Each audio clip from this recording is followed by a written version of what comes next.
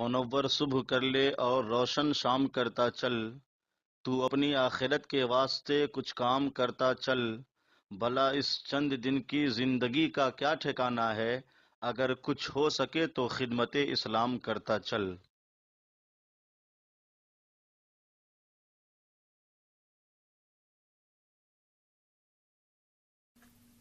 سورۃ الاعراف کی آیت نمبر 65 سورۃ الاعراف کا 9واں رکوع، 8ویں پارے کا 16واں رکوع۔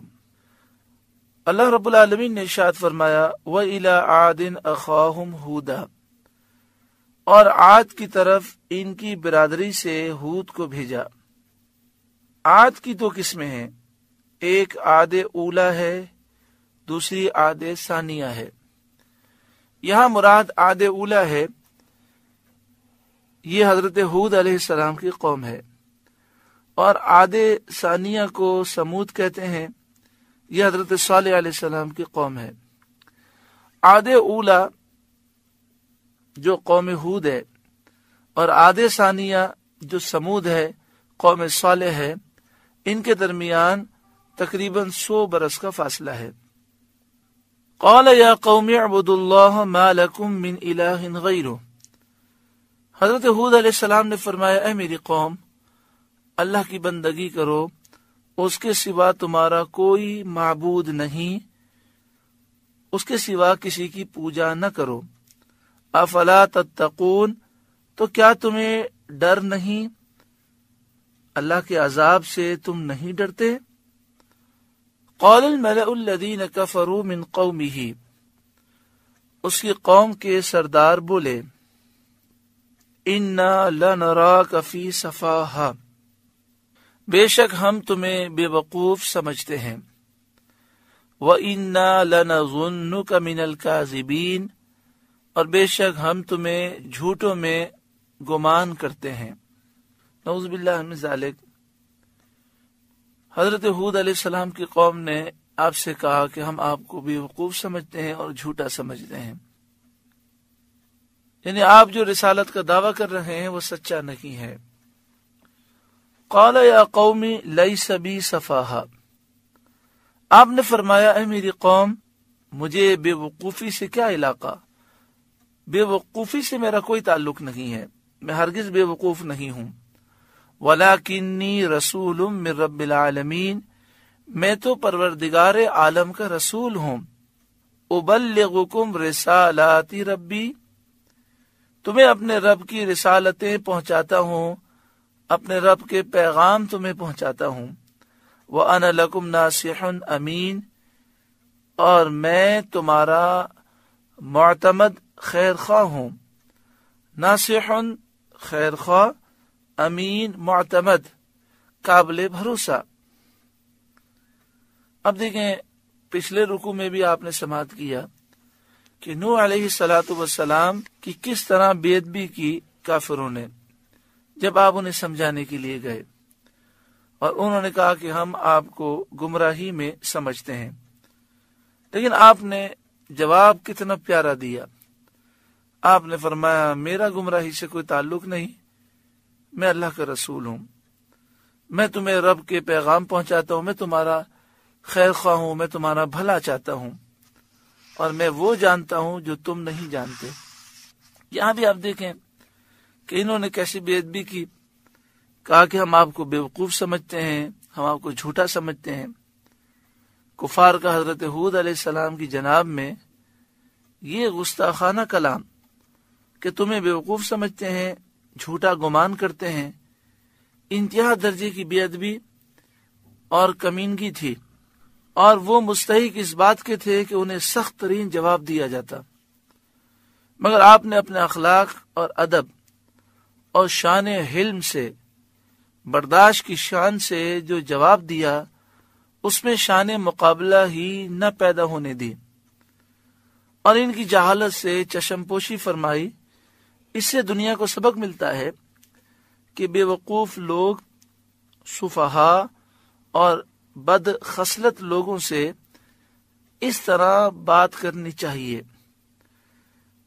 ما ھذا، آپ نے اپنی رسالت خیر خواہی اور امانت کا ذکر فرمایا۔ اس سے مسئلہ معلوم ہوا کہ اہل علم اور اہل کمال کو ضرورت کے موقع پر اپنے منصب اور اپنے کمال کا اظہار کرنا جائز ہے۔ یعنی حضرت ہود علیہ السلام اپنا پیغام انہیں دینا چاہتے تھے، انہوں نے بے ادبی کی، آپ غصے نہیں ہوئے اور آپ نے کوئی سخت جواب نہیں دیا، بلکہ آپ نے ان کی جہالت سے صرف نظر فرمائی اور اپنی بات آپ نے ان تک پہنچائی۔ وہ تو نبی ہیں، کیا مقام و مرتبہ ہے۔ ہمیں سوچنا چاہیے کہ ہم کسی کو سمجھانے کے لیے جاتے ہیں اور کوئی سامنے سے غلط جواب دے دیتا ہے تو بجائے سمجھانے کے ہم اتنا غصے میں آ جاتے ہیں کہ پھر جس بات کو ہم سمجھانے کے لیے گئے تھے وہ بات تو ادھر ہی رہ جاتی ہے۔ تو یہ شیطان کا بڑا وار ہوتا ہے۔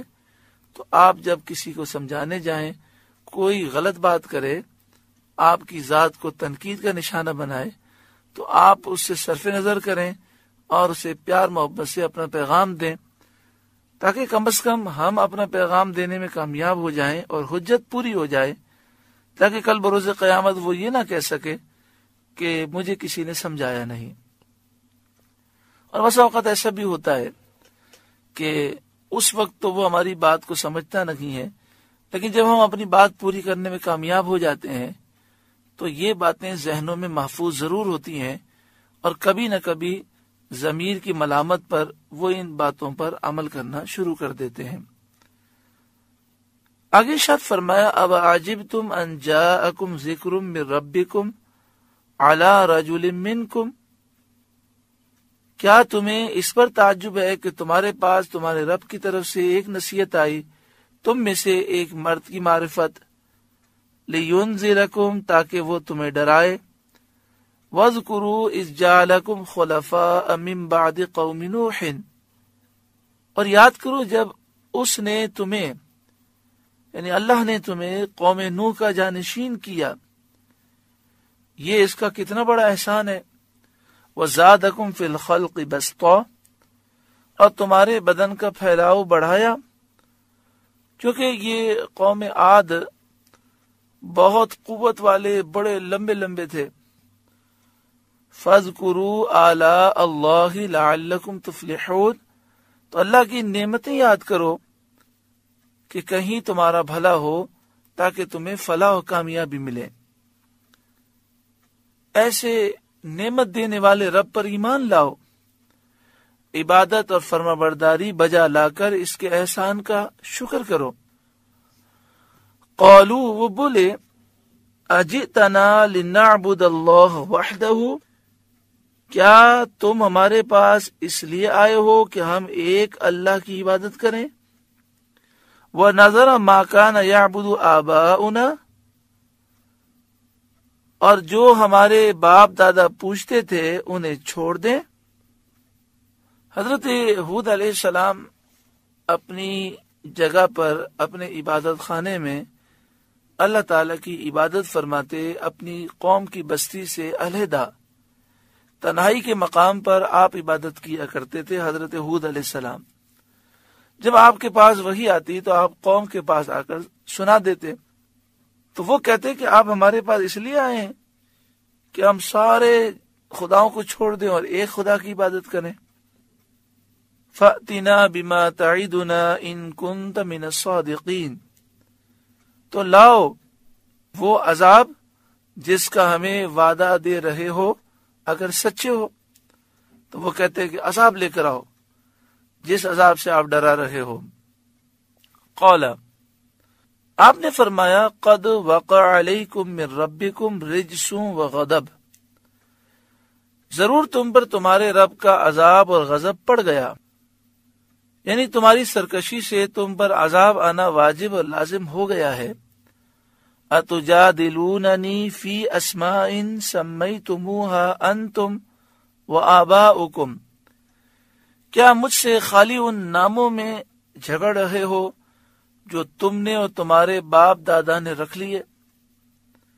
یعنی تم نے اپنی مرضی سے بت بنائے، بت کو اپنی مرضی سے شکلیں دی، کسی کی 2 آنکھیں، کسی کی 4 آنکھیں، کسی کے 2 ہاتھ، کسی کے 4 ہاتھ، عجیب و غریب شکلیں بنائی، پھر ان کو نام بھی تم نے اپنی مرضی سے دیے اور تمہارے باپ داداؤں نے دیے. تو یہ تو خالی تصورات ہیں اور خالی اپنی مرضی سے نام رکھے ہوئے ہیں. تم اس معاملے میں مجھ سے جھگڑتے ہو اور تم انہیں اس طرح کے نام دے کر پوجنے لگے اور معبود ماننے لگے، باوجود اس کے کہ ان کی کچھ حقیقت ہی نہیں ہے اور الوہیت کے جو معنی ہے اس سے بالکل خالی ہے. کیونکہ الہ تو وہ ہوتا ہے جو ہمیشہ سے ہو، ہمیشہ رہے. الہ وہ ہے جس نے ساری کائنات بنائی. الہ وہ ہے، حقیقی قدرتیں اسی کے پاس ہیں، وہ کسی کا محتاج نہیں. تو تم ان چھوٹے خداؤں کو، ان بتوں کو، ان پتھروں لکڑیوں کو خدا سمجھتے ہو. اتجادلوننی فی اسماء سمیتموها انتم وآباؤکم، کیا مجھ سے خالی ان ناموں میں جھگڑ رہے ہو جو تم نے اور تمہارے باپ دادا نے رکھ لیے. ما نزل اللہ بها من سلطان، اللہ نے ان کی کوئی سند دلیل نہ اتاری. فانتظروا، تو راستہ دیکھو، عذاب الہی کا انتظار کرو. انی معکم من المنتظرین، میں بھی تمہارے ساتھ انتظار کرنے والا ہوں، میں بھی تمہارے ساتھ راستہ دیکھتا ہوں. فانجیناہ والذین معہ برحمت منا، تو ہم نے اسے اور اس کے ساتھ والوں کو جو ان کی اتباع کرنے والے تھے، جو مومن تھے، ان کے متعلق فرمایا کہ ہم نے انہیں نجات دی. فانجیناہ والذین معہ برحمت منا، تو ہم نے اسے اور اس کے ساتھ والوں کو اپنی ایک بڑی رحمت فرما کر نجات دی. تو جو آپ پر ایمان لائے تھے وہ بھی عذاب سے بچے اور آپ بھی عذاب سے محفوظ رہے. وَقَطَعْنَا دَابِرَ الَّذِينَ كَذَّبُوا بِآيَاتِنَا، اور جو ہماری آیتیں جھٹلاتے تھے ان کی جڑ ہم نے کاٹ دی. یعنی جو حضرت ہود علیہ السلام کی تکذیب کرتے تھے اور اللہ کی آیتوں کو جھٹلاتے تھے وہ تباہ و برباد ہوئے. وَمَا كَانُوا مُؤْمِنِينَ، اور وہ ایمان والے نہ تھے. وہ اس طرح ہلاک کیے گئے کہ ان میں سے ایک بھی نہ بچا. ان کی ہلاکت کا مختصر واقعہ یہ ہے کہ قوم عاد ایک ریگستان میں رہتی تھی جس کا نام تھا احقاف. قوم عاد احقاف میں رہتی تھی جو عمان اور حضرموت کے درمیان یمن کے علاقے میں ایک ریگستان ہے.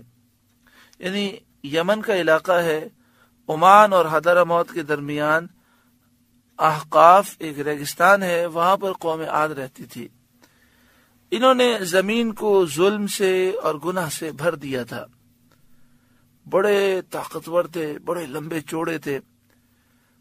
دنیا کی قوموں کو اپنی جفاکاریوں سے، اپنے زور قوت کے زوم میں پامال کر ڈالا تھا. قتل و غارت گری یہ کیا کرتے تھے. یہ لوگ بت پرست تھے. ان کے کئی بت تھے، ان میں سے 3 کے نام بڑے مشہور ہیں. ایک بت کا انہوں نے نام صدا رکھا تھا، دوسرے کا نام سمود اور تیسرے کا نام حبا. اللہ تعالی نے ان میں حضرت ہود علیہ السلام کو بھیجا. آپ نے انہیں توحید کا حکم دیا، شرک اور بت پرستی اور ظلم و جفاکاری سے آپ نے منع کیا. اس پر ان لوگوں نے انکار کر دیا، آپ کو جھٹلانے لگے اور کہنے لگے ہم سے زیادہ طاقتور کون ہے. چند آدمی ان میں سے حضرت ہود علیہ السلام پر ایمان لائے، وہ تھوڑے تھے. جو ایمان لائے وہ اپنا ایمان چھپائے رہتے تھے. ان مومنین میں سے ایک شخص کا نام تھا مرثد بن سعد. یہ اپنا ایمان چھپا کر رکھتا تھا.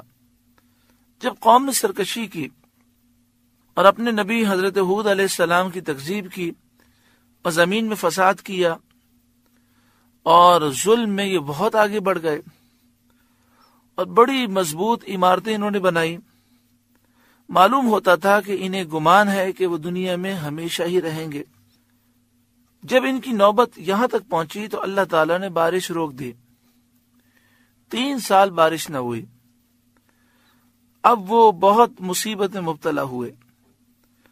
اس زمانے میں دستور یہ تھا کہ جب کوئی بلا یا مصیبت نازل ہوتی تھی تو لوگ بیت اللہ شریف میں حاضر ہو کر اللہ تعالی سے اس کو دور کرنے کی دعا کرتے تھے۔ اسی لیے ان لوگوں نے ایک وفد بیت اللہ کو روانہ کیا۔ اس وفد میں مرثد بن سعد بھی تھے۔ مرثد بن سعد تو مومن تھے لیکن اپنا ایمان چھپائے ہوئے تھے تو ان کے ساتھ گئے۔ اس زمانے میں مکہ مکرمہ میں عمالیق کی سکونت تھی، یہ قبیلہ وہاں رہتا تھا۔ ان لوگوں کا جو سردار تھا اس کا نام تھا معاویہ بن بکر۔ معاویہ بن بکر کے خاندان کا ایک حصہ قوم عاد میں تھا۔ اس کی ماں کی طرف کا جو خاندان تھا وہ قوم عاد میں تھا، اور اسی علاقے سے یہ وفد مکہ مکرمہ کے حوالی میں معاویہ بن بکر کے یہاں مقیم ہوا۔ یعنی خلاصہ یہ ہوا کہ معاویہ بن بکر مکہ شریف میں عمالیق کا سردار تھا، اور اس کی ماں کی طرف کا جو خاندان تھا وہ قوم عاد میں تھا۔ تو اس کی ماں کی طرف کا جو خاندان جہاں رہتا تھا وہیں سے ایک وفد آیا تھا، تو اس نے اس وفد کی مہمان نوازی کی۔ اس نے ان لوگوں کا بہت اکرام کیا، بہت خاطر مدارت کی۔ یہ لوگ وہاں شراب پیتے، کنیزوں کا ناچ دیکھتے تھے۔ اس طرح انہوں نے عیش و عشرت میں 1 مہینہ گزار لیا۔ معاویہ بن بکر کو یہ خیال آیا کہ یہ لوگ تو آرام میں پڑ گئے اور قوم کی مصیبت کو بھول گئے۔ جو وہاں گرفتار بلا ہے یہ تو یہاں دعا کرنے آئے تھے اور یہ کن چکروں میں پڑ گئے۔ مگر معاویہ بن بکر کو یہ خیال بھی تھا کہ اگر وہ ان لوگوں سے کچھ کہے گا تو شاید یہ خیال کریں گے کہ اب اس کو میزبانی گراں گزرنے لگی ہے، یعنی وہ یہ سمجھیں گے کہ یہ مہمان نوازی کر کے تھک گیا اور ہمیں یہاں سے بھگانا چاہتا ہے۔ اس لیے اس نے ایک گانے والی کنیز کو ایسے اشعار سکھا دیے جن میں قوم عاد کی بدحالی کا ذکر تھا، اس بات کا ذکر تھا کہ 3 سال گزر گئے، بارش نہیں ہوئی، بھوکے ہم مر رہے ہیں، ان کی حاجت کا تذکرہ تھا۔ جب کنیز نے وہ نظم گائی تو ان لوگوں کو یاد آیا کہ ہم اس قوم کی مصیبت کی فریاد کرنے کے لیے مکہ مکرمہ بھیجے گئے تھے۔ اب انہیں خیال ہوا کہ حرم شریف میں داخل ہو کر قوم کے لیے بارش برسنے کی دعا کریں۔ اس وقت مرثد بن سعد نے اپنے ایمان کا اظہار کیا اور انہوں نے کہا کہ اللہ کی قسم تمہاری دعا سے پانی نہ برسے گا، لیکن اگر تم اپنے نبی کی اطاعت کرو گے، اللہ تعالی سے توبہ کرو گے تو بارش ہوگی۔ ان لوگوں نے مرثد کو چھوڑ دیا اور خود خانہ کعبہ میں جا کر دعا کرنے لگے۔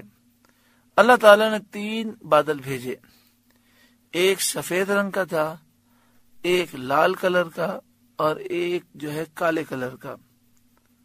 آسمان سے ندا ہوئی، اے قیل، اس وفد میں ایک شخص کا نام تھا قیل، اے قیل اپنے اور اپنی قوم کے لیے ان میں سے ایک بادل اختیار کر۔ اس نے سوچا ایک سفید ہے، ایک لال بادل ہے اور ایک کالا بادل ہے، تو کالے کو اختیار کرنا چاہیے کیونکہ کالا جب آئے گا تو خوب بارش ہوگی۔ چنانچہ اس نے کالا بادل اختیار کیا۔ اب یہ لوگ وہاں سے چلے، یہ کالا بادل ان کے سر پر تھا اور ساتھ ساتھ چل رہا تھا، اور یہ بادل قوم عاد کی طرف بڑھا۔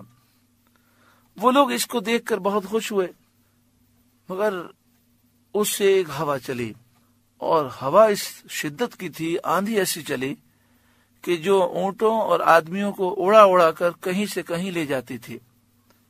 یہ دیکھ کر وہ لوگ اپنے گھروں میں داخل ہوئے اور اپنے دروازے انہوں نے بند کر لیے، مگر ہوا کی تیزی سے بچ نہ سکے۔